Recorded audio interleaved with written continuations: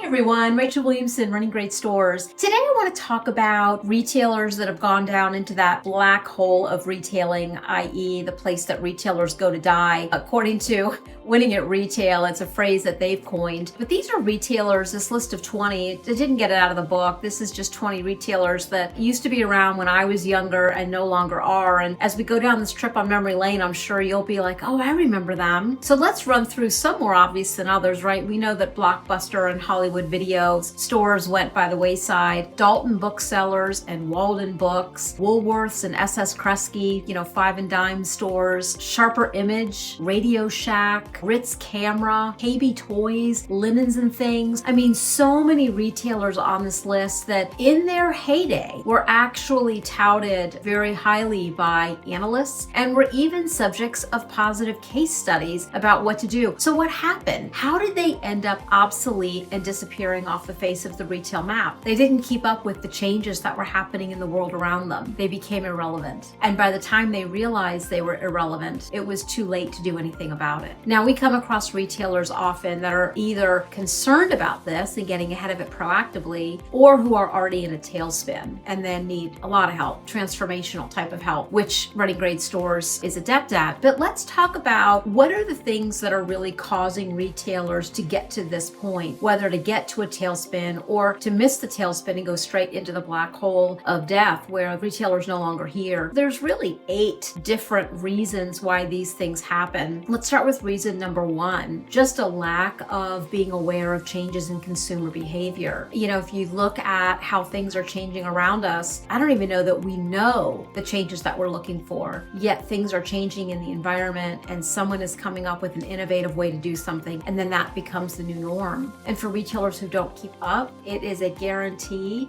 that you are going to be gone.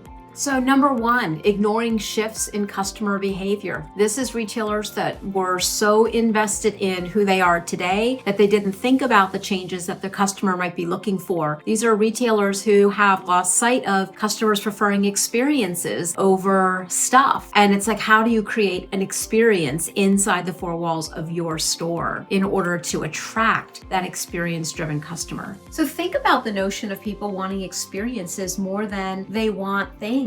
And so how do retailers adapt the in-store experience to make it interesting and fun? It doesn't have to be a Disneyland playground, but it does have to be something relevant to your brand and something that connects to the customer.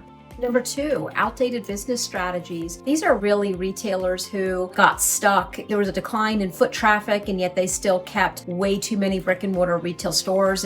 I'm talking in past tense, but it could be in present tense as well today, or it could be outdated merchandising strategies, outdated technology strategies on how they're managing their inventory. All of these are this whole notion of being unaware of the new, better ways of doing things. Is new always better? No. But do you need it to keep up? Maybe. Number 3, being slow to adopt technology. Technology allows us to have data that allows us to understand our customer better. And so investing in technology, whether it's omni-channel or just technology inside the 4 walls of your stores, this is a vital component to stay connected digitally or otherwise to my customers.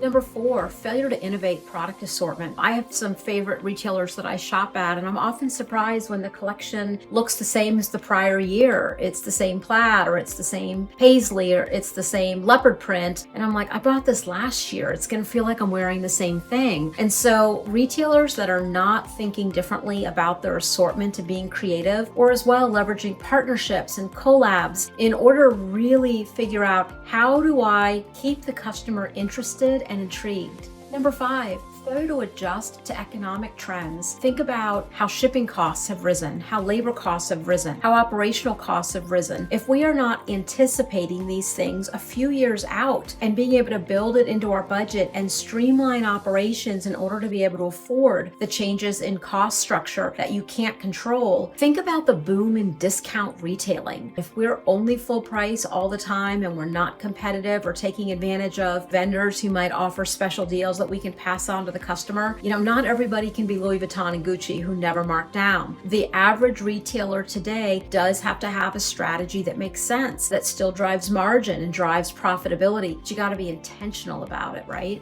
Number 6, neglecting customer experience. This one is near and dear to my heart. I have a strong passion for creating customer experiences that have them talking about your brand. That's like the best word of mouth advertising that you don't really pay for, but yet so many retailers are not winning in this particular space. This is really where you've got to think about, how do I leverage loyalty programs and surveys and just in-store experiences, not ad nauseum, but how do I select the things that make sense to my business in order to be able to maximize this opportunity. Number 7, over-reliance on brick and mortar. Now, this might sound funny coming from someone whose whole business model is based on supporting brick and mortar stores, but it's about balance. Are you thinking about brick and mortar only the way you always have, lots of locations in malls? Or are you thinking about pop-ups? Are you thinking about urban settings? Are you thinking about smaller footprints of your store? How are you thinking about the business that keeps it relevant and attracting a younger, more mobile customer? And last but not least, number 8, inflexible leadership. This is a tough one.